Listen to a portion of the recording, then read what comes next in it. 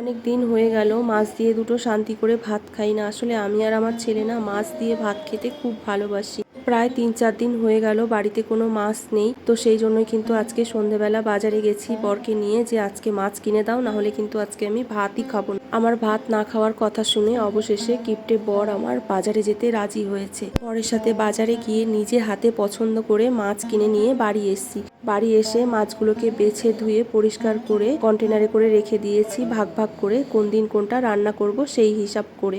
আর কিছু মাছ এখন ভাজা করে নেব, আর একটু মাছের ডিমও ভাজা করব এখন রাতে খাওয়ার জন্য। ওই যে বললাম কতদিন হয়ে গেল মাছ দিয়ে দুটো ভাত খাই না। সঙ্গে কিন্তু গরম গরম ভাতও করে নিয়েছি। গরম ভাত দিয়ে মাছ ভাজা দিয়ে কাঁচা লঙ্কা দিয়ে তোমরা কে কে খেতে ভালোবাসো। সঙ্গে কিন্তু একটু মাছের তেলও নিয়ে নিয়েছিলাম। শুধু কিন্তু ইলিশ মাছের তেল দিয়ে যে ভাত খাওয়া যায় তা কিন্তু না, এখানে কিন্তু আমি একটু পাঙ্গাস মাছের তেল ভাজা করেছিলাম, তারপরে রুই মাছের যে তেলটা ছিল সেটাও ভাজা করে নিয়েছিলাম। মাছের তেল, কাঁচা লঙ্কা, নুন দিয়ে ডলে এক মুঠো ভাত যেই মুখে পুরে দিলাম না, স্বর্গীয় সুখ পেয়ে গেলাম মনে হয়। মা ছেলেতে তৃপ্তি করে রাতের খাবারটা খেয়ে নিলাম।